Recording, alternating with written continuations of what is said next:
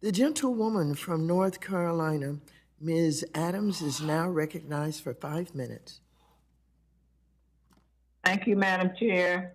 Chair Powell, it's good to see you again, sir. I Good would to see have you. preferred to congratulate. Hello? Can you hear me? Yes, good to see you. Oh, okay.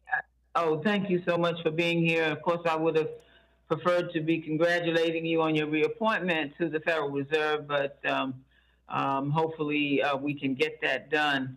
I did publish an op-ed this morning with Chairwoman Waters and Congressional Black Caucus Chairwoman Beatty and some of my African American colleagues on the Financial Services Committee, calling on Senator Toomey to return to the table and give you and the President, the other four nominees, the vote that you deserve.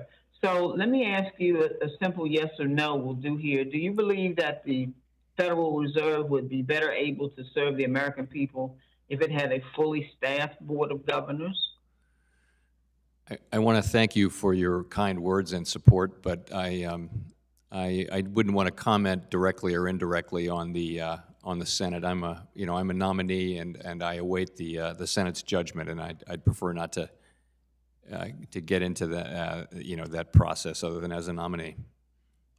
Okay, well, thank you, sir. Let me switch gears and talk for a moment about Russia. As we've discussed extensively today, Russia's invasion of Ukraine has consequences far beyond the geopolitical. We've discussed the potential systemic risks the invasion poses to global markets and the mechanisms to keep Russia isolated from the international economy for the duration of its illegal aggression. But I'm concerned about the potential systemic risk here at home. The European Central Bank has identified systemically important financial institutions with ties to Russian banks, and those institutions could potentially require assistance to live up to their obligations. So are there any U.S. institutions that you're monitoring that have outsized default risk as it pertains to the freezes on Russia's assets? So basically, no.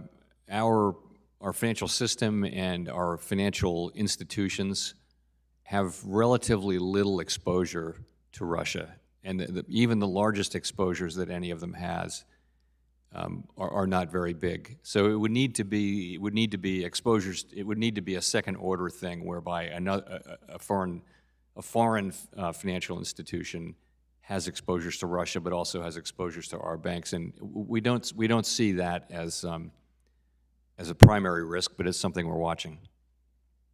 Okay, so with my remaining time, let me ask you, your November report indicated that the forthcoming rise in interest rates will have ripple effects throughout the entire economy.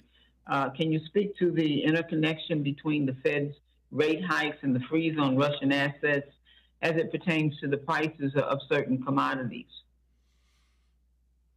Well, I think the price of commodities is generally set on the world market by supply and demand. We do intend to raise interest rates this year, as we've said. But as long as we're in this very sensitive phase of events in Eastern Europe, we're going to be careful in doing so. We're going to move, avoid adding uncertainty, as I mentioned a little earlier.